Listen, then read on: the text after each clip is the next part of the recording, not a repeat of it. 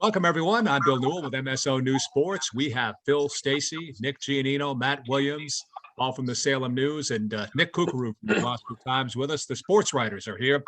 In this week's podcast, we're going to spend some time on the pro teams. You guys have some great insights on those. We haven't talked pros at all, I don't think, for weeks now. So we'll try to sneak a few notes in on that in our podcast with the Bruins, Celtics, Red Sox, and so on. Revolution, whatever you guys want to do. But in the meantime, though, let's start with our spring sports. We record this on Monday evening. Matt Williams, welcome back. Bright, cheery honeymoon face. Good to see you. Yeah, thanks. It was a short but sweet, that's for sure. So trying to get back in the swing of things here still, Sounds good. Well, Phil, I don't know. I say let's start with let's just start quickly with baseball. We'll do the Diamond Sports, and then we got some lacrosse news I think to share with folks. So I know Matt, you're just back, but Matt, Phil, Nick, where do you want to start? The biggest takeaway for me so far is Danvers. I think for them to be 3-0 and to have only thrown Joe Zemaitis, their ace, one time is really impressive. Mike Maroney, only a sophomore, and I think people around Danvers remember his dad, Mike Maroney, and they probably remember him from that little league team 3 or 4 years ago that went to the States and almost went to Bristol. And as a sophomore, he's strung together, I think, 13 innings so far, only one run allowed, and a whole bunch of strikeouts. So he's carrying them. And the thing that impresses me about Danvers so far is they've faced 3 aces. So they're beating good pitching. The kid Ethan Hunt they faced from Pentucket and beat is excellent. He's a Steve Lemazny show baseball guy. He's one of the best in the Cape Ann League that they have to offer. He beat one of Gloucester's better arms, and Nick Kooks can talk more about that game. That was another classic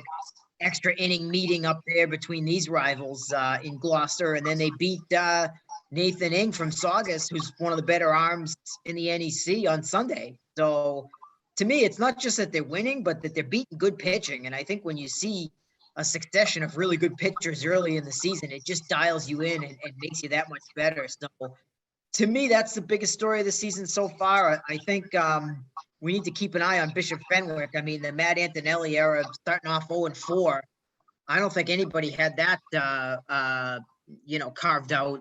Certainly as a surprise, but I will say, Fenwick had a rough start last year and ended up winning Division III North when they got in the tournament in the open format. So sometimes they're late starters over there. I wouldn't hit the panic button just yet, but I'm guessing that not many people had them pegged for 0-4 through 4 games this season. So those are 2 of my big stories to start. I guess Swampscott too, I'm really impressed with. They're 2-0.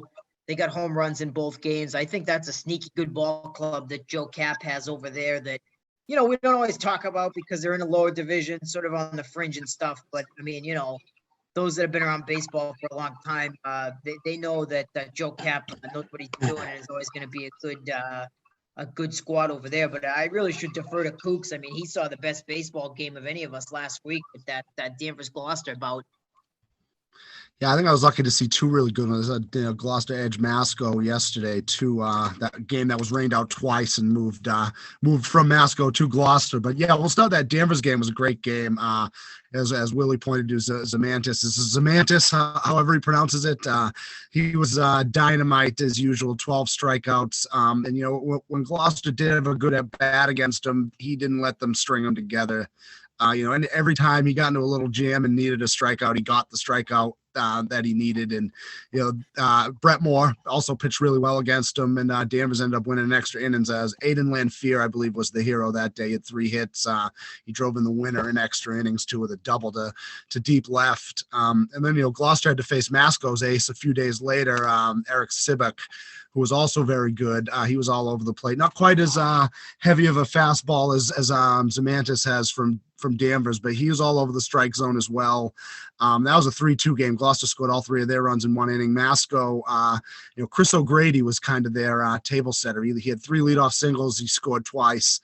The third time was the seventh. Actually, Moore came out of the bullpen and got the save. But yeah, I mean, two good games. It's looking like the NEC is a shark tank again. 1-run games all over the place. Looks like anyone can kind of beat anybody on any given day again this season. Well, I mean, you look at Marblehead, right? Their opening day, they lost to Manchester Essex 12-zip. And now as we sit here recording, they're tied 1-1 with Manchester Essex as we sit here recording. I think it's the 8th inning, maybe the 9th, they're in extras. So that just goes to show you how any given day, anything can happen. Right? Yeah. Mm-hmm. We're going to jump around a bit here, but any softball updates from you guys you want to share with us at all? I saw where St. Mary's won on Monday, and they're now 4-0 on the season. I think Lily Newhall with another great performance on the mound for them. We talked about them last week as their score came in, I think, around this time last week. But anything other notes on softball, guys? No, Rockport's 2-0. Then they've scored 30 runs in their first two games. They beat Hamilton-Wenham 14-5, and then they beat Georgetown 16-2 today. So they took care of business. Those two games they probably should have won, but they took care of it and pounded on them. I was over for a little bit in Gloucester against Danvers this afternoon. Danvers was putting it on them. It was 9-0 in the first inning. And I can't imagine Gloucester scored 9 runs at their field. Their field's not a bandbox at all. Tough to score a ton of runs, a lot of space there. So, Gloucester's struggling. They're going to fall to 1-3, which is a bit of a surprise to me. I wasn't surprised they got beat by Peabody or St. Mary's, but I was surprised that they got blown out today. I did not see that one coming. Danvers has really been on the losing end of a bad score against Peabody last week. So that was Gloucester gave Peabody all they could handle. For Danvers. All right. We can always circle back to any of these sports, but Phil, you want to jump in with lacrosse? Sure. Was at a game earlier this afternoon where Peabody beat Beverly 8-5. I believe I have to look it up in my records, but I'm almost certain that's the first time that Peabody has ever beaten Beverly 4 straight meetings, which is kind of crazy because this is like a 50-year rivalry between the two. But Peabody won both meetings last year. They won the last meeting in 2019, I guess it was. It was no 2020.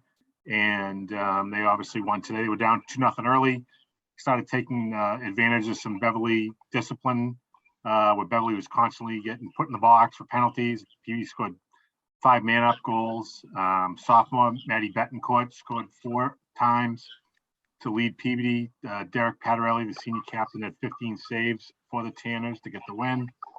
Will Tenhope had 3 of Beverly's 5 goals, but 1-2 now for Beverly after an opening day win over Salem. They've lost to Marblehead, and Peabody is 2-2. They stop a 2-game losing streak. So nice bounce back for them. Elsewhere, I did some early season scoring leaders earlier today while I was had a few minutes just to see who was doing what here. And Essex Tech is going great guns to start the season. Brian Swayzak Jr., he had back-to-back 9-point games to open the A's at 25 points altogether, including 15 assists, which is crazy for lacrosse. Early on, his teammate David Egan's got 22 points. You have Wyatt Clopton with 17 points. Even Dom Tiberi with 11 points for Essex Tech. So they're off to a great start. Pingree, which has played 6 games, that's more than anybody else, has Jack Feeks with 16 goals. That leads the area and 24 points there. Mackay Taylor and Charlie Faldy each with 17 points for the Highlanders. Who else we got? Tyler Mullen's off to a great start for Fenwick, 6 goals, 11 assists with 17 points, and Manny Alvarez-Segui with 13 goals and 15 points. Tommy Sani for the defending Division I state champion, St. John's Prep, 11 goals, 16 points. They're 3-0. Real big game for St. John's Prep Tuesday night. If you listen to this podcast, they play at BC High in Dorchester, 5:45 p.m. start. That's who they beat for the Division I state title last year. That's who they suffered their only loss to a year ago. BC High is supposedly even better than they were a year ago. So huge road test for St. John's. Both of those teams are undefeated.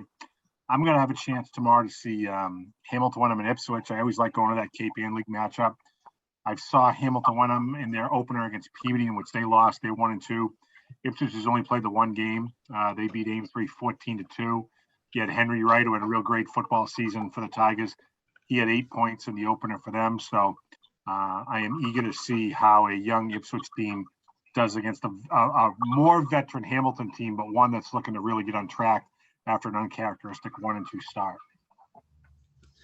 Gloucester boys off to an 2-0 start too. They were in a barn burner with Swampscott. I haven't got a final score yet, but it was 9-7 Gloucester in about the middle of the third quarter there down at Newell. Wow. So that looked a really good game there. But Gloucester's off to a solid start. First year head coach Jeff Kennedy, who's one of their better players that they ever had. PJ Zappa has been leading the offense early. Brett Cunningham, who we known for hockey season, is another one of their big scorers. As Robbie Schuster, another hockey player. A lot of hockey players on the lacrosse team. Ryan Frady's, he had a really good game in the win over Hamilton-Wenham on Saturday on the defensive end of the field. And I don't know, we're not talking girls yet, right? I should hold off on the girls. Well, I think we could transition to it, though. It'll work. That's a segue. What are you, a professional? that, That was beautiful. Yeah.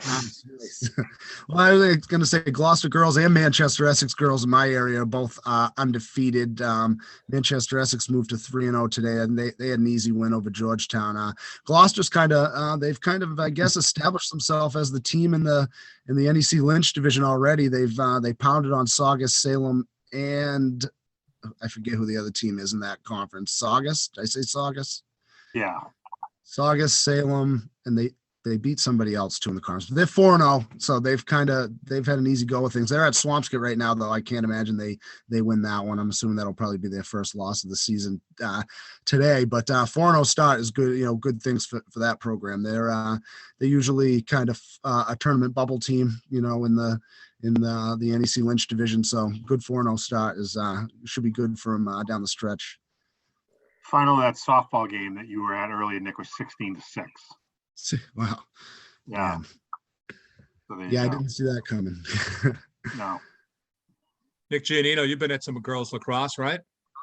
Yeah, I took in my first game of the season today over at Peabody. Peabody and Beverly, it was a great game. 14-10, Peabody won. They got off to a 3-0 start, which was obviously a big difference in that one. I think Beverly took a while to kind of settle in, but they battled back. And, those teams are going to play each other again down the road here. And I think it's going to be another great matchup that could go either way. Brooke Lamazney for Peabody, the younger sister of Haley Lamazney. I'm actually not 100% sure if that's accurate, but I'm going to go out on a limb and say that that's probably the case. Haley was our player of the year last year. She's now playing at Division I UMass Lowell. Shout out Riverhawks. But yeah, so Brooke's a freshman coming in. She had 5 goals today, 4 assists. She looked really good. Obviously, they got a new coach over in Peabody, Michelle Roach, who's the hockey coach there. Willie, what team is that? The Peabody. Who else is the co-op on that hockey team there? North Reading. Yeah. Yeah. So she took over for the lacrosse program with, the new athletic director there, Dennis DeRoche, stepping down to do the AD thing. But yeah, I thought they played really well. They got a lot of young kids on that team, Brooke Lamazney being one of them. I think Michelle said they got like 11 freshmen on the varsity roster. So a lot of new faces. And just overall, in terms of teams in our area, there's a ton of turnover, not just with players, but with coaches. I mean, you got, a new coach in Peabody, as I alluded to with Michelle Roach. Bishop Fenwick's got a new coach in Joe Delano. They're coming off a successful season last year. Going down the line, let's see, we got a new coach in Masco, which was kind of a surprise.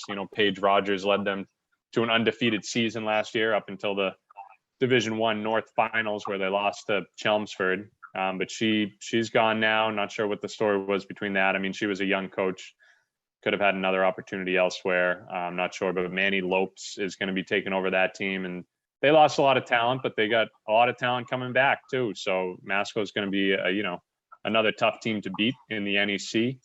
Marblehead, Andy Madden's still there. This is their 12th season. Pingree has a new coach, and Julie Smale, she's an interim coach. I think Jocelyn, the old coach there, is on maternity leave. And then Salem has got a new coach too, looking to kind of turn the tides on that program. they went winless the last 3 seasons, Salem girls lacrosse, and they just got their first win in the past 3 years under new coach Jillian Robinson, who led Swampscott last year to a really good season. So congrats to Salem. It seems like they're heading in the right direction. Obviously, Robinson's got a good track record there and did some great things in Swampscott. They were able to beat Malden, I believe, either Malden or Medford. I want to say Malden, put up 18 goals in that one. So it was a big win for Salem. And then in Swampscott, Al Eaton's taken over, who has led the program before. I believe he's coached soccer there as well.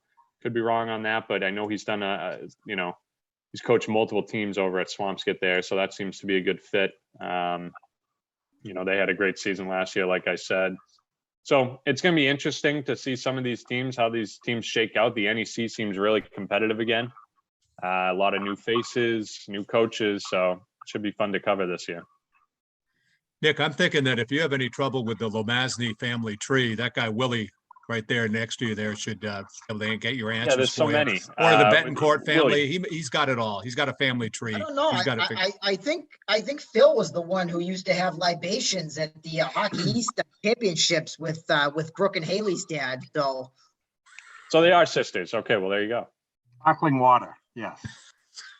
Very nice. Yeah, she's a talented player. I mean, freshman to come in and score 5 goals and dish out 4 assists in their second game of the season. They had an opening loss to Andover, a tough Andover team, but bounced back nicely. And like I said, they got a lot of young talent on that team in Peabody. I mean, I just think, we saw Beverly get a monster win over Marblehead in the girls lacrosse last week. That had to be the first time Beverly's beaten them in several years. And so for Peabody to then come back and knock off Beverly, they obviously haven't played Marblehead yet, but that tells me that the NEC maybe is a little bit more wide open than it's been in recent years. I mean, Marblehead girls have really had a stranglehold on the league for a good number of years here, and it looks like we might have a race on our hands this time.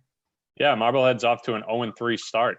I know they've faced some tough teams, and they haven't been blowout losses per se, but definitely, as I mentioned earlier, a lot of turnover with that team. They're a young team trying to find themselves, trying to find the right mix of girls. So kind of new territory for Annie Madden there after kind of dominating the NEC the past, decade or so. Do you think her scout? Do you think her scout Jim Pugh quit on her or something like that? And what do you think? I mean, he should have extra time on his hands, right? But I was thinking. Yeah. Well, let's blame him. Let's just blame him. Why not? Jim, we're throwing you under the bus. Hey, Nick, catch your breath for a second, and then tell us about the Celtics and their postseason ahead. What do you think? Yeah, no, I feel good about it. It's kind of crazy because 2 or 3 months ago, I would have said, forget it. They got to blow it up. And Willie was saying the same thing. They just didn't have the chemistry. Nothing was clicking. They were losing a ton of games. They were blowing leads. And it's just been a complete 180 flip for them. Going in as the number 2 seed when they were, I think, down as far as number 11 in January. So they've just, they're the hottest team in the league. They got the best defense in the league.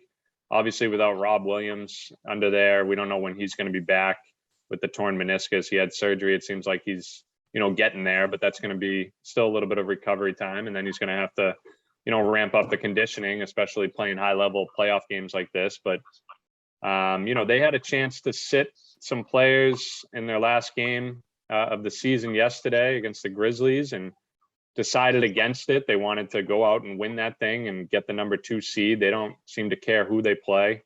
And it very well could be the Brooklyn Nets, who are going against Cleveland in the play-in game, I believe Tuesday night. It might be Tuesday or Wednesday. So if Brooklyn wins that one, we're playing Kevin Durant and Kyrie Irving.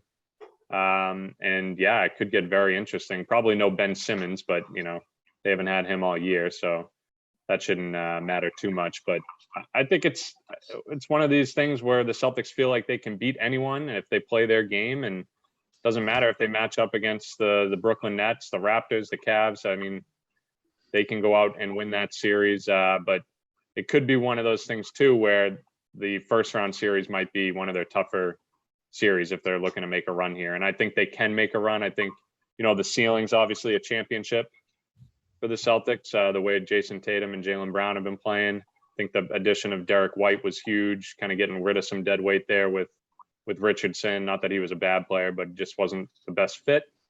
They bring back Daniel Tice. He's filled in nicely for Robert Williams. So I like the Celtics. I think the East is kind of wide open. There's a lot of teams that can get it done, and Boston's right in the mix. Like I said, I think ceiling is championship. I think anything less than a conference finals appearance would be a disappointment at this stage, especially where, Tatum and Brown have been playing together, 4 or 5 years now. So, we'll see what happens, but it'll be an interesting first round matchup if they get the Nets.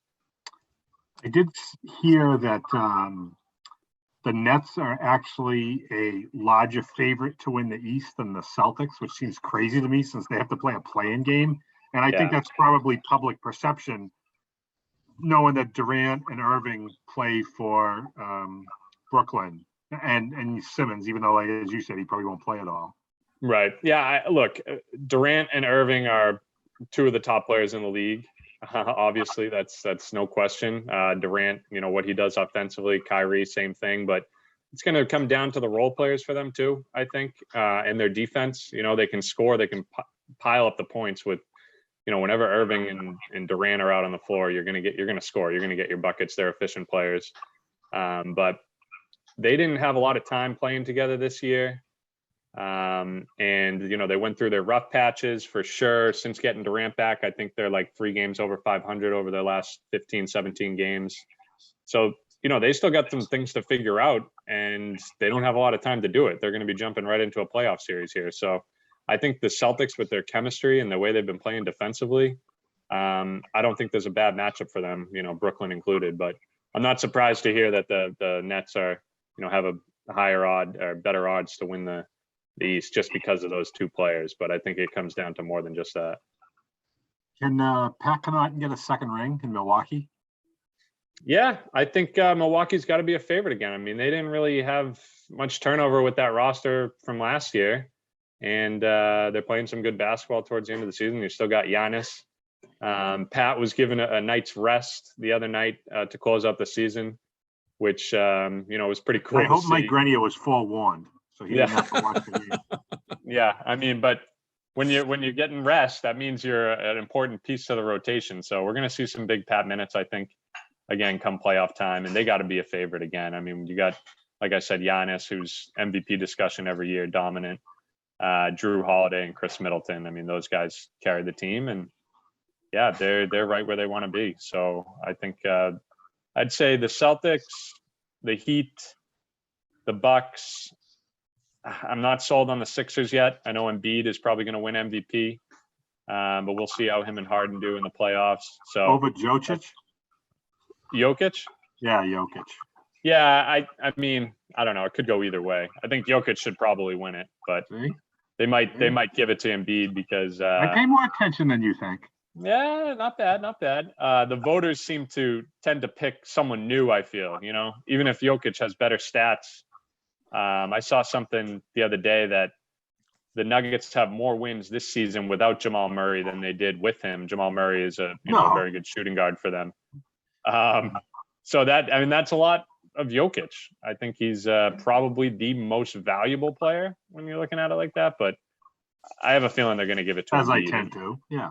I think this is great for the league, though. I really do. I mean, there's no juggernaut team. There's, so many years with the NBA, you don't have to play the playoffs. You just hand the trophy off to who it belongs to. And, hey, I think, maybe it will be a rematch between Phoenix and Milwaukee because Giannis is that good. And I mean, Phoenix is really good, but Phoenix hasn't won yet, right? So it doesn't feel repetitive. It doesn't feel boring. And the Celtics have the second best point differential in the league. The only team with a point differential over 7 besides them is the Phoenix Suns. And usually that's a pretty good indicator of playoff success. So, you have to kind of believe. And the thing that I like best about the way the Celtics finished is the potential of having game 7 in that second round against Giannis at the TD Garden. Not just so that maybe Nick can go to the game, but because I feel like, if you're going to play game 7, you don't want to do it at Giannis's house, right? So I think for me, that was much more important than worrying about playing Brooklyn or whoever else in the first round. If you're the number 2 team in the NBA, you got to win that first round. And then, I think home court advantage in that second round is actually massive because really, Milwaukee's probably the biggest obstacle to get into the finals. Yeah, I couldn't agree more. And you talk about Phoenix, and that's a great point that they haven't won it yet. Yeah, they won 62, 63 games this season, franchise record for regular season wins. I mean, they were incredible. They were dominant. They smoked most teams they played. Oh, they're on the come for sure, but it's just not predictable because it's not boring, and that's great for the league. I think. I mean, it has to be. There's no LeBron. I mean, Golden State, but they don't have Durant anymore. Like, if Curry comes back, they could make a run or whatever, but they haven't been there in a couple of years. Even that's like somewhat unpredictable. So it's nice that it's not just, it's just going to be LeBron and whoever. I mean, it's nice that it's a little unpredictable. But what happened to your Lakers, Nick? Can you give us like a 1-minute synopsis? New coach was let go. Trash season. Yeah. Trash season.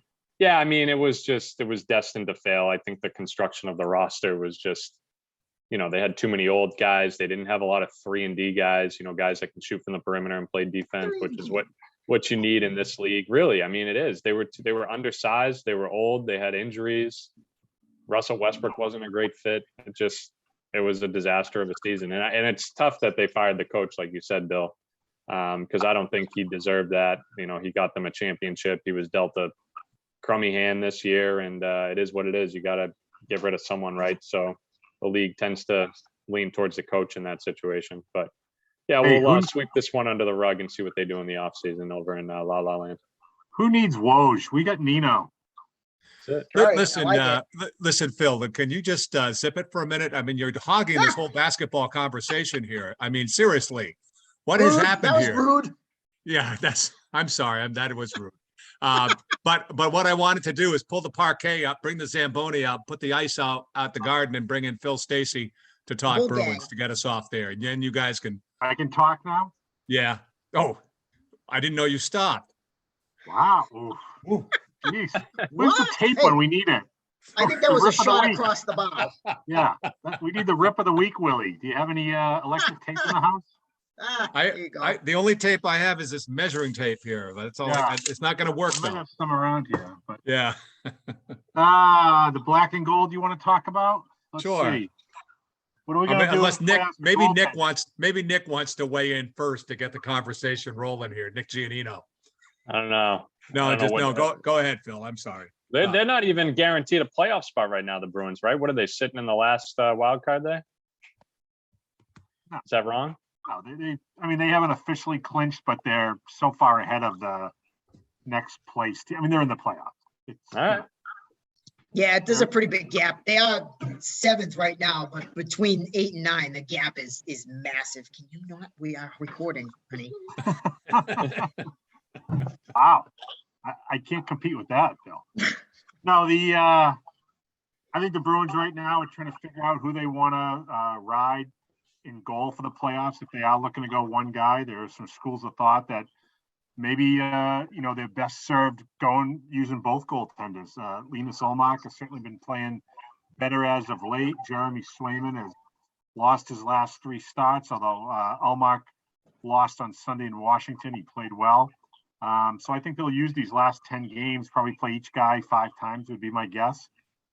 Perhaps ride the hot hand, but certainly not be reticent to switch and change goalies if they need to, which is certainly a departure from the very recent past where it's been, you're locked in with Tuukka Rask and you kind of ride him as far as you can go, or before that, Tim Thomas. So I think we're going to see both goaltenders in the playoffs, and if one does get on a bit of a roll, you'll see him, but neither one has really played sustained periods of hockey this year, more than 3 or 4 starts in a row. So that's another interesting factor. Even if somebody is hot, do you risk that they might, if they try to start them for a 4th straight game, are they going to get shelled? Are they just not, ready for it because they haven't been built up that way? I think there's questions on defense.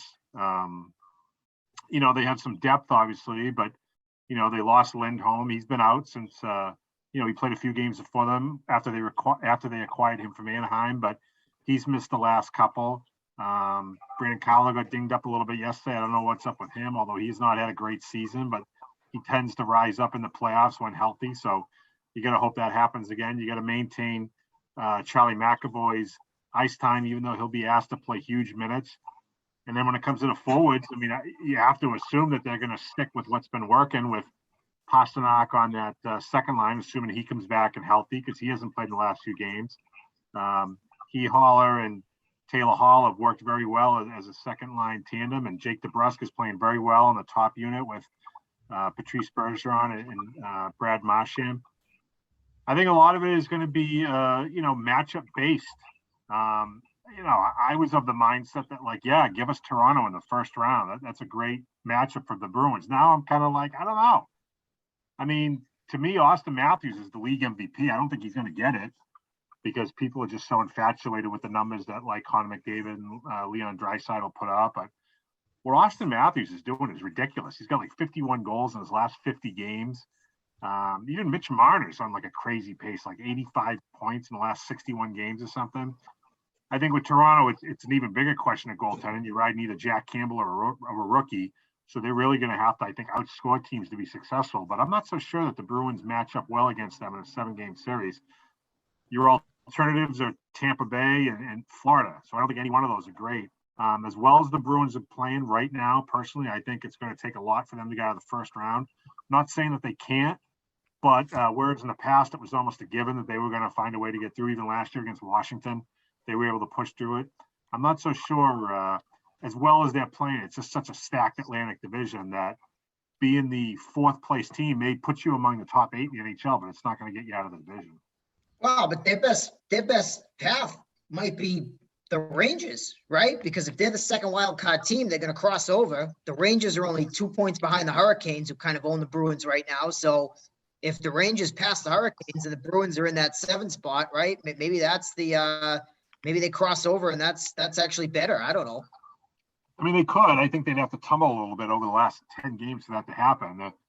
They're pretty well locked in, right? I mean, they're 7th. The Capitals are 5 points behind. And so that means the 2 wild cards get removed, right? And they would play the worst of the 2 division They could certainly move up from there, is what I'm saying. They could, it's kind of like a jumble between, I know Toronto's got a little bit of distance, but it's fairly close between Toronto, Tampa Bay, and Boston in the standings there. No, but they'd be better off just finishing 4th, being ahead of Washington and crossing over than having to play Florida or Tampa or Toronto, right? I mean, we don't like those matchups, so maybe that's the path is to engineer it so that you're 4th and you cross over. Well, right now, as it stands, would it be what, Florida against Washington, 1 versus 8? I believe so. All right, but I mean, then that means that the Rangers would have to catch Carolina. Correct. Yeah, they're only 2 points down, right? So I certainly don't think they want to be playing Carolina. Not that they.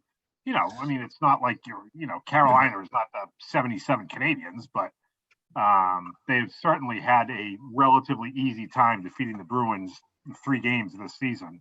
No, none of these teams are great matchups, but then again, you look at the goalies and it's like, the Bruins aren't going to be afraid of any of these guys either. Most of them they've beaten. No, they won't. With the exception of Vasilevsky, they've beaten most of these guys in playoff series at one time or another. So, I mean, it's kind of... Well, that's the thing with Carolina. To me, it's like, Freddie Anderson's had a great regular season, but is he going to, be able to carry the load when the price of groceries goes up in the playoffs? I don't know. Well, especially just given the experience that Brad Marchand's not going to, he's going to look at that guy and say, I've destroyed you in various playoff series. And so it's not going to crawl in his head. They're not going to, like when they used to lose to the no-name goalies, the guy for Washington in 2012 or whatever. I mean, with the experience they have against these guys, I feel like at the very least, they're going to be playing with a lot of confidence. Now, that might not get you much, but it can't hurt. Right. Nick, by the way, is that Becker in the background behind you, or was it? Yeah, Becker? she's chefing something up. Oh, okay. Ask her, we're getting close to the end of the podcast, so could you tell her before happy hour ends if she wants to get us a couple? That'd be great. Still wants a couple good beer. Top shelf stuff. Be careful. Be careful. It's a hot mic. Be careful. Non-alcoholic, of course. Yes, of course. No, I'm not worried about that. I don't know. I'm worried I'm worried what you'd say about Phil, though. That's what I'm worried about. Yeah, Becca loves me. You kidding me? No worries there. No worries there. Nick Kukru, do you want the go Bruins ahead, Phil? playoffs should be interesting because I honestly do feel like they could be out in the first round, or they could, make a wild run, and who knows, they could wind up in the finals. I mean, is it likely? No, but similar to what these guys were saying about the basketball playoffs, I do feel like it's fairly wide open, where one of like 10 or 12 teams could actually end up winning the cup. I'm watching the clock here. We don't have a lot of time left. I want Nick Kukuru to weigh in on anything he's heard in the last few minutes, but I noticed that Marblehead did win that baseball game in extra innings against Manchester Essex here as we record on Monday evening here. So they won. Yeah, I'm trying to figure out what the deal is with that one. I feel like this tweet was a little misrepresented. It said the umps called the game the bottom of the ninth due to low visibility, and the Hornets lose 4-2. But it was 1-1 heading into that inning. And if the umps called the game due to low visibility, it would have reverted back to 1-1 from the previous inning. So they couldn't have called the game. Yeah, they'd have to resume. Yeah, that doesn't make any sense. Yeah, so I had to have finished. If it's a final score, Marblehead won, then they finished it. I would think so, unless they just. Unless Mike and BJ just decided to draw straws or something. Yeah, I can't say BJ Weed saying let's just end it here. 4-2, we're down. We'll just end this one. Yeah, he's probably. I mean, if they tried to do that, he's probably still there. Disputing. Exactly. Well, gentlemen, a few seconds. If anybody really needs to put something in here to put the final touches on the podcast this week. Nino, 30 seconds on the Masters. Oh, do it. Yeah, sure. Scotty Sheffler, first Masters win for him. He's got 4 tour wins now in the past. I think they said 57 days. So he's the hottest player right now, number 1 ranked player. He did have a 4-putt on the 18th hole and still won by 3 strokes. So that was exciting. Congrats to Scotty Sheffler. Tiger showed up, made the cut, didn't have it. You could tell he was limping a little bit, but hopefully we see more from him this season. Yeah, Sheffler seems like a real nice guy. I mean, I don't know him. I'm just watching for the first time this weekend, and good to see him win. All right, gentlemen, great job, and we'll talk again soon. Thanks, guys. Thanks, Bill.